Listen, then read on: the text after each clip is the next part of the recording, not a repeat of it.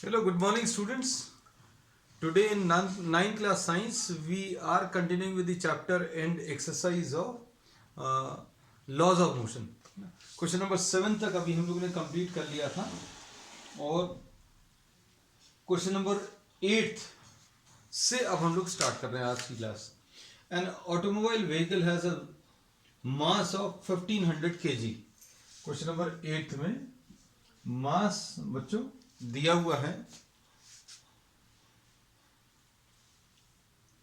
1500 kg. Kanishka, I have not read the question even, है ना? You got the answer.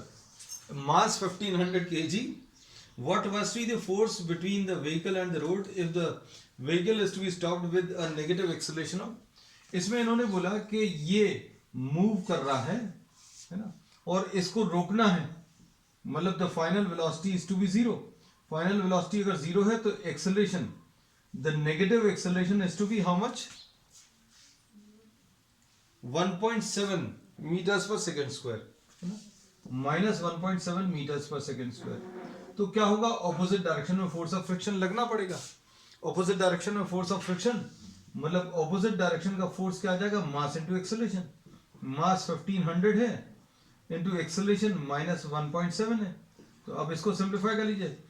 15 7 जा 105 या 17 5 जा 85 8 17 1 जा 17 and 8 25 है ना. 2550 with a negative sign Newton's.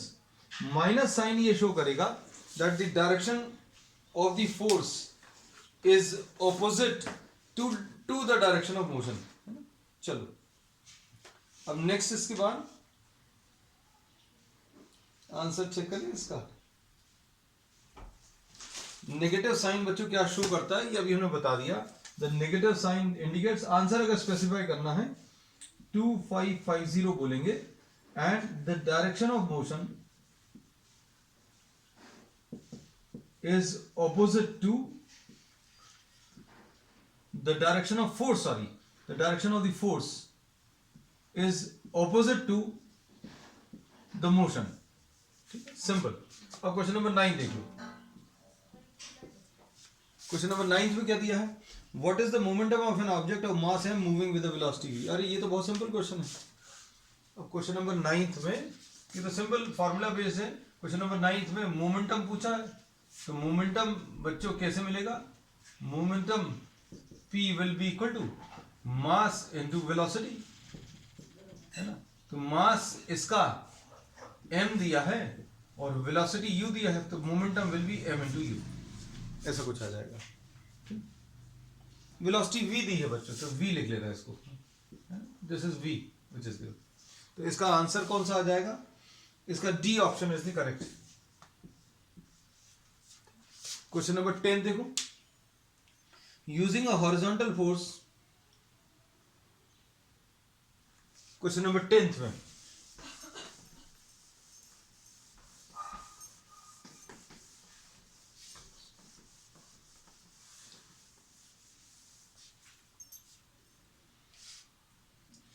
using a horizontal force of 200 Newton, we intend to move a wooden cabinet across a floor at a constant velocity.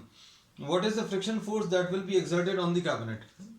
अब इसमें क्वेश्चन नंबर 10 में ऐसा दिया हुआ है कि आपको किसी एक कैबिनेट को मूव कराना है. ये मोशन का डायरेक्शन दिया है और इसमें ये 200 न्यूटन दिया है. इतने फोर्स से भी आप इसको मूव करा रहे हैं. और कैसा मूव करा रहे हैं बच्चों? Constant velocity. ये वर्ड बहुत इंपॉर्टेंट है, इसको अंडरलाइन कर लेना. Constant velocity. कांस्टेंट वेलोसिटी है मतलब एक्सेलरेशन जीरो है. एक्सेलरेशन जीरो है मतलब नेट फोर्स जीरो आना चाहिए. Net unbalance force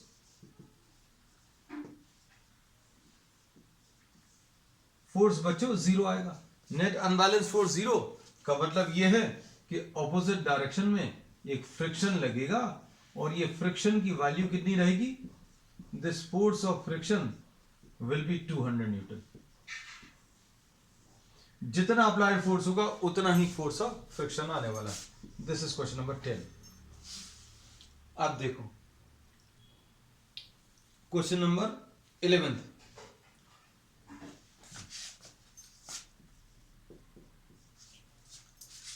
question number 11 में two objects each of mass 1.5 kg are moving in the same straight line but in opposite direction. The velocity of each is 2.5 meters per second. अब देखो बच्चों, एक object ये है और एक object ये है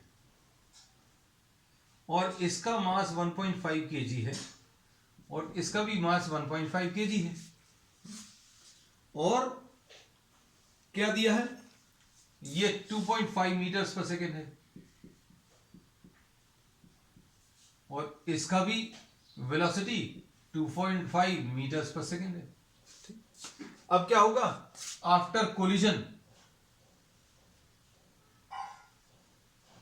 this is the collision, after collision they stick together, ऐसा कुछ दिया हुआ है।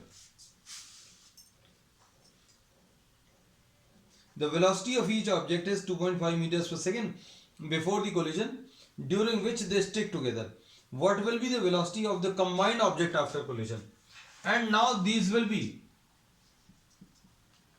after collision, they combine and act as a single mass of 3 kg। मतलब इसमें अभी हम लोगों ने देखा होगा कुछ ऑब्जेक्ट्स, दो ऑब्जेक्ट्स टकराने के बाद दोनों एक साथ, ओके भाई, और आंसर इज करेक्ट 0। हाँ ठीक है, बिल्कुल सही। इसमें दो ऑब्जेक्ट्स अगर कंबाइन कर रहे हैं, जैसे suppose for example if you are firing a bullet fire किया and it strikes a wooden block, the bullet gets embedded into the block and now both the objects, the block and the bullet, move with a common velocity। बिल्कुल वैसे ही example है कि एक 1.5 kg का मास right की तरफ और एक 1.5 kg का मास लेफ्ट की तरफ मूव कर रहा था। After collision they stick together and now they are acting as a single unit. अब इन्होंने क्या बोला है, what will be the velocity of the combined object after collision. तो अब हम लोग इसमें क्या बोलते हैं बच्चों, initial momentum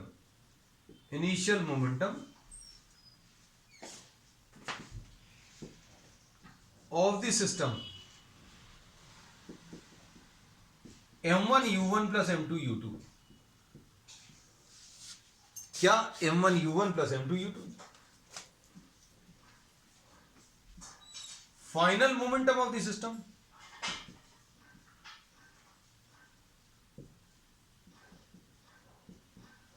m1 v1 plus m2 v2, m1 u1 plus m2 u2 और m1 v1 plus m2 v2। अब देखो क्या करेंगे,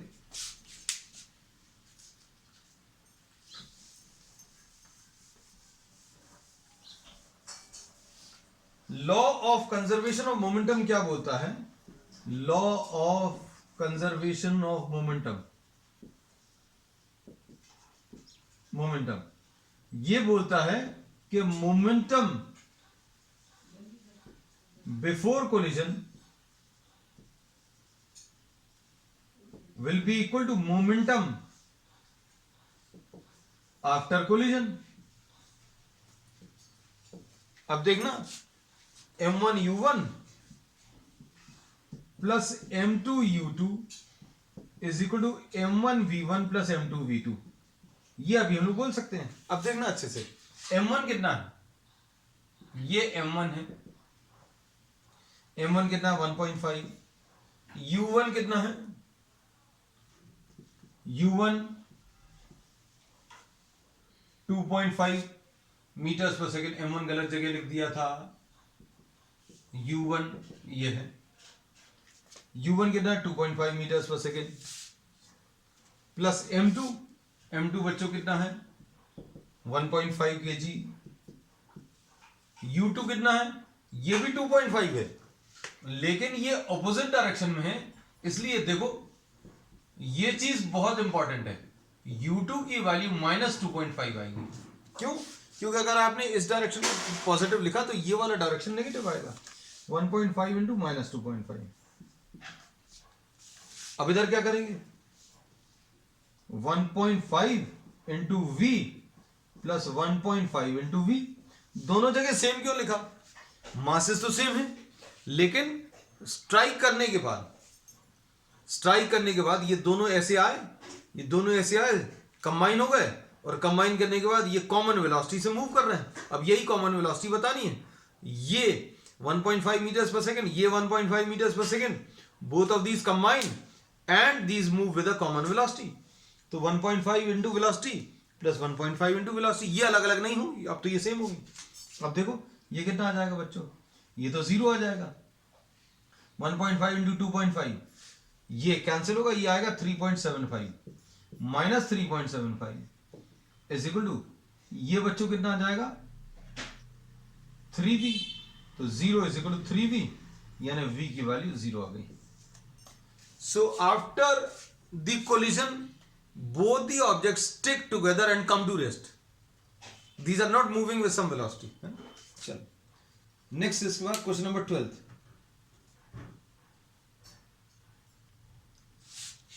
क्वेश्चन नंबर 12 में क्या पूछा है, देखो,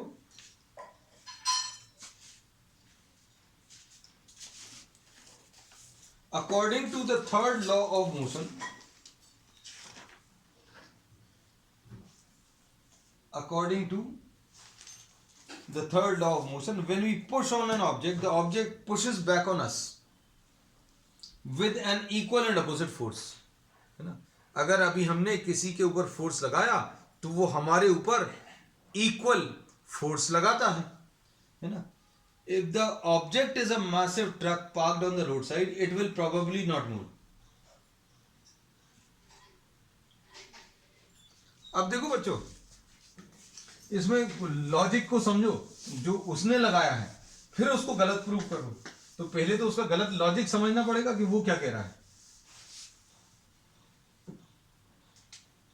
suppose this is the boy, है ना, बॉय अच्छा सा बना लेना तुम लोग, ये बॉय है ना, and he is applying a force on a truck and this is the truck, है ना।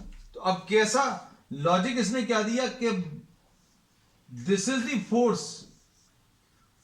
applied by the boy on the truck, ये है। और न्यूटन के लॉ ने क्या बोला, this is the boy,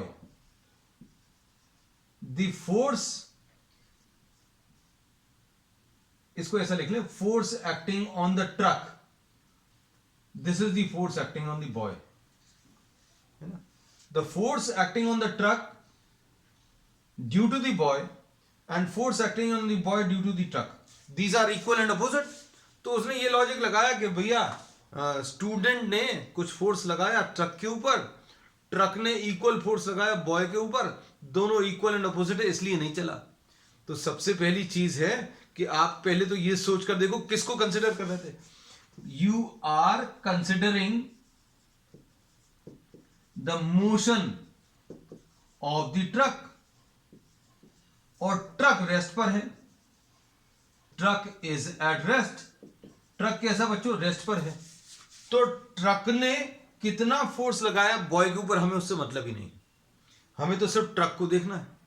अब ट्रक को अगर देखना है तो ये फोर्स बॉय ने लगाया, तो ये क्यों नहीं चल रहा है, क्योंकि force of friction equal and opposite to the effort लगेगा।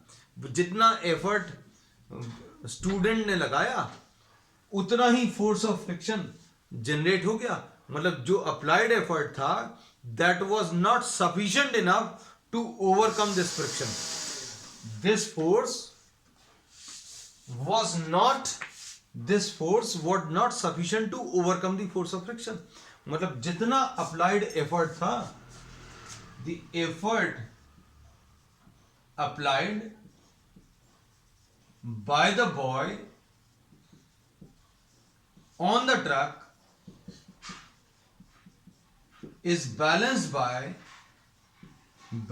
by the force of friction। Therefore the truck does not move। therefore the truck does not move. अब इन्होंने क्या बोला था?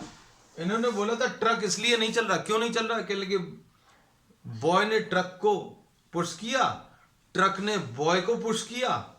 इक्वल एंड अपोजिट है, कैंसिल करके, इसलिए जो है ये ट्रक मूव नहीं कर रहा. So this is not the correct logic, क्योंकि दोनों फोर्सेस जो हैं अलग अलग ऑब्जेक्ट है. एक फोर्स ट्रक के ऊपर लग रहा है, एक फोर्स बॉय के ऊपर लग रहा है. But you have to consider what? You have to consider the motion of the truck and the truck is at rest. Truck rest पर है, मतलब जितना फोर्स बॉय ने लगाया है उतना फोर्स जनरेट हो गया as force of friction. Suppose ये अगर इसने 50 न्यूटन लगाया तो ये भी 50 न्यूटन लग गया. अगर इसने ये 150 न्यूटन लगाया तो ये भी 150 आ गया, है ना. So the force applied is not sufficient enough to overcome the force of friction, है ना. चलो नेक्स्ट क्वेश्चन.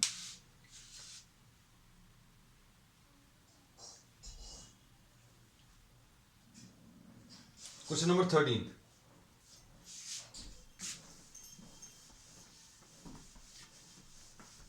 क्वेश्चन नंबर 13 देखो बच्चों क्या दिया.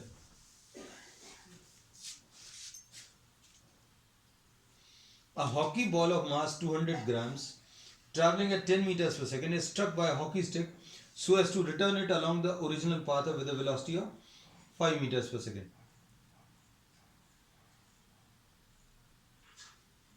ठीक. अब देखो इन्होंने क्या बोला है कि बच्चों एक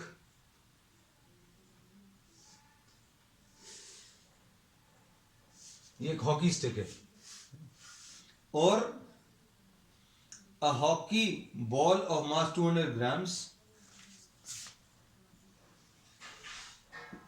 200 grams moving with a velocity of 10 meters per second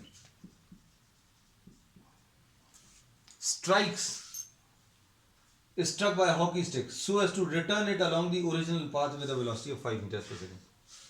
10 metres पर सेकंड से स्ट्राइक किया और इसको स्ट्राइक करने के बाद बच्चों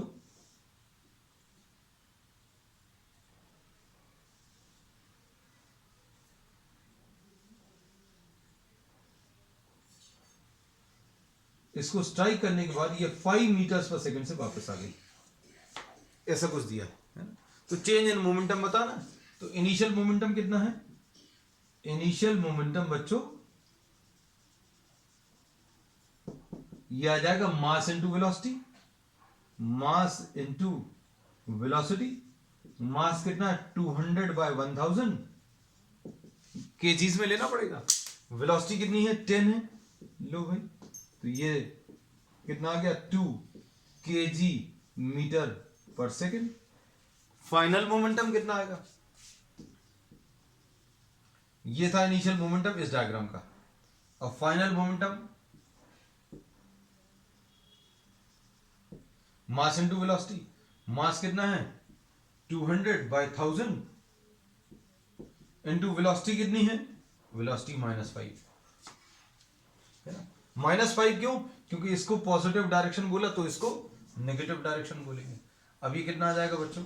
ये सॉल्व करने पर कितना? -10/10 यानी -1 kg मीटर पर सेकेंड. चेंज इन मोमेंटम पूछा शायद, देखो जरा. चेंज इन मोमेंटम पूछा. Yes, change in momentum will be final momentum, final minus initial, यानी -1 -2 which will be -3 kg meters per second. ऐसा कुछ आ जाएगा.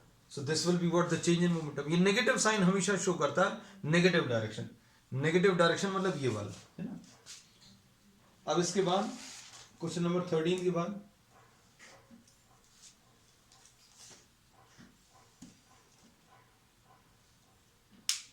क्वेश्चन नंबर 14 देखो.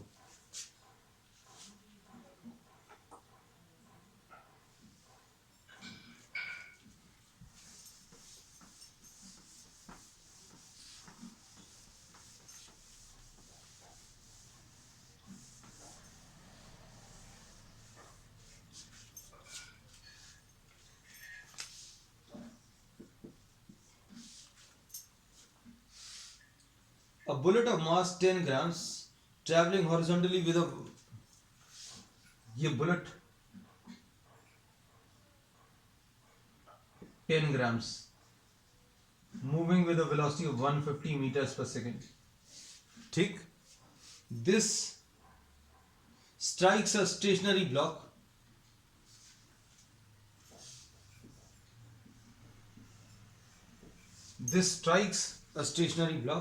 and comes to rest in 0.03 second. मतलब u की वैल्यू बच्चों 150 metres per second है, final velocity 0 है, टाइम की वैल्यू 0.03 सेकेंड है. ठीक, अब क्या पूछा है? Calculate the distance of penetration. Distance निकाला है. Also calculate the magnitude of force, है ना. तो डिस्टेंस निकालना है और फोर्स निकालना है. तो फोर्स निकालने के लिए अब देखो इसमें क्या कर सकते हैं बच्चों, v equal to u plus a t, पहले तो ये अप्लाई कर लो. 0 is equal to 150 plus a into 0.03. इससे a निकाल लो तो a कितना आ जाएगा बच्चों, 150a will be equal to, sorry 150a क्यों, minus 150 is equal to 0.03a, है ना. तो a will be equal to minus 150 upon 0.03, है ना. तो minus 150 upon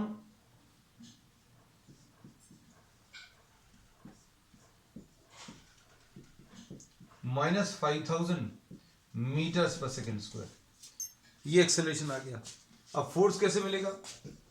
force will be equal to mass into acceleration. Mass into acceleration, mass कितना है, acceleration कितना है 5000. ये कैंसिल होगा तो ये कितना आ जाएगा 50 Newton. So the force exerted will be what, minus 50 Newton's. Force exerted will be बच्चों माइनस 50 न्यूटन. ठीक, अब इसके बाद also calculate the magnitude of force. अच्छा, फोर्स तो आ गया. अब इसके बाद क्या पूछा है, डिस्टेंस कवर्ड. तो डिस्टेंस कैसे निकालेंगे बच्चों? डिस्टेंस निकालने के लिए अभी हम लोग किसका यूज कर सकते हैं, v square is equal to u square plus 2as, इसका यूज कर लो. तो कितना आ जाएगा,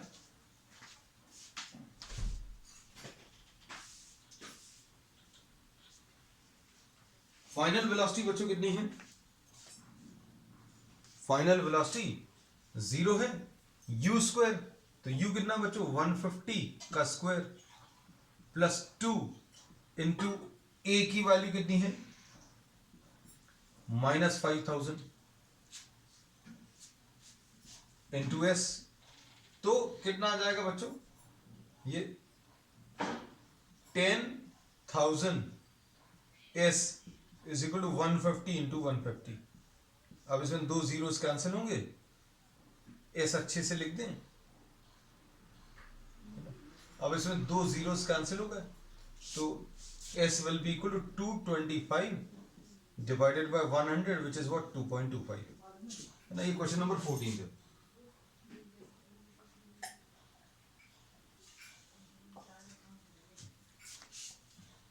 अब क्वेश्चन नंबर 15 देख लो. An object of mass 1 kg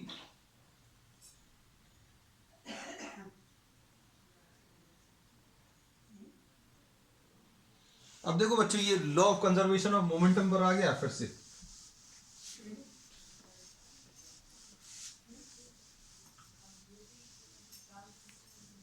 इसमें ये याद रखना कि आपको कैसा दिया हुआ वैसा पहले आप एक डायग्राम ड्रॉ कर लो और मास इनटू वेलोसिटी पहले का और बाद का दोनों को इक्वेट कर दो, है ना. देखो अब कैसा डायग्राम है, डायग्राम में सब कुछ क्लियर हो जाएगा. इसमें ये दिया हुआ है एक 1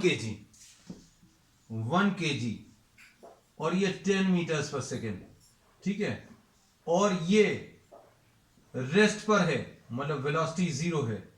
एक ब्लॉक है बच्चों, वेलोसिटी बच्चों इसकी कितनी है u की वैल्यू 0 है, इसको u2 बोल सकते हैं। और इसका मास कितना है 5 kg, ये मास इसका 5 kg। बाद में क्या हुआ, ये ऑब्जेक्ट भी बच्चों अपन ऐसे ही बना ले हैं ना, ये ऑब्जेक्ट ये छोटा वाला। अब क्या होगा, कोलिजन के बाद क्या होगा बच्चों, ये both of these are sticking together, ये 1 kg और ये 5 kg, ये स्टिक कर रहे हैं, इनकी कॉमन वेलोसिटी बतानी है। तो हम लोगों ने क्या बोला बच्चों, बहुत सिंपल है। अगर आपके पास समय कम है, 1 मार्क में जैसा पैटर्न आ रहा है ना, just try to draw the diagram and write down the product of what mass into velocity. Mass कितना है 1 इंटू 10 मास और velocity, plus mass 5 into velocity 0, फिर मास कितना है 1 प्लस 5। क्यों, क्योंकि कंबाइंड मास की तरह both of these are moving as a single unit into velocity. बस अब ये देख लो, ये 10 आ गया, 10 plus 0 is equal to 6v, है ना। तो v की वैल्यू कितनी आ जाएगी, v will be equal to 10 divided by 6, इसको 5 और 3। और लिखने का तरीका बिल्कुल ऐसे ही रहेगा, क्या m1u1, अगर आपको एग्जामिनेशन में करना m2u2 is equal to m1v1 plus m2v2। m1 कितना है 1 kg, u1 कितना है 10 मीटर्स पर सेकेंड, m2 कितना है 5 kg, u2 कितना है 0, और